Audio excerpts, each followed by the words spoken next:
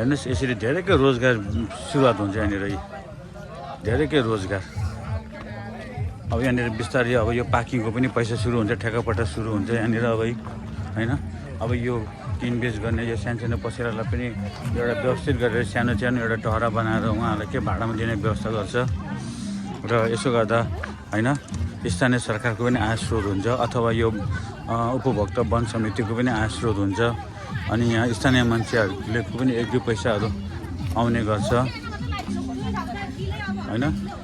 अब यति मात्रै कहाँ हो र त, यसरी आइसकेपछि साधनहरूको पनि अब प्रयोग हुन्छ, उनीहरूले पनि पैसा कमाउँछ। अब कहीँ पनि घुम्नु जानुभन्दा अगाडि मान्छेहरूले म यो लाएर जान्छु भन्ने हिसाबले चाहिँ अलिकति लुगाहरूको व्यवस्था गर्छ। त्यो बस्तीतिर पनि के मान्छेहरूको किनबेच हुन थाल्छ। यसरी गाडीहरू लापरवाही यहाँनिर छ यसरी होइन। यो सबै व्यवस्थित हुन्छ र आयस्रोत राम्रै हुनेछ आउने दिनहरूमा होइन। र मलाई चाहिँ राम्रो लाग्यो। यो माथि चाहिँ के हो, यो क्याफे?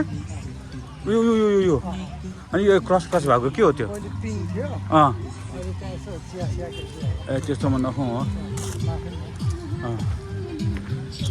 ल यस्तै हाम्रो नेपाली यस्तैमा रमाउँछ हो।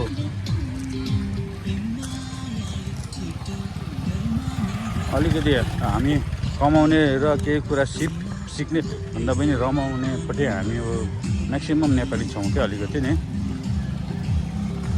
ल हेर्नुहोस् बुद्ध शान्ति गाउँपालिका टेम्पोबाट आउँदैछ, पैसा कमाउँदै हुनुहुन्छ हाम्रो दाजुभाइले।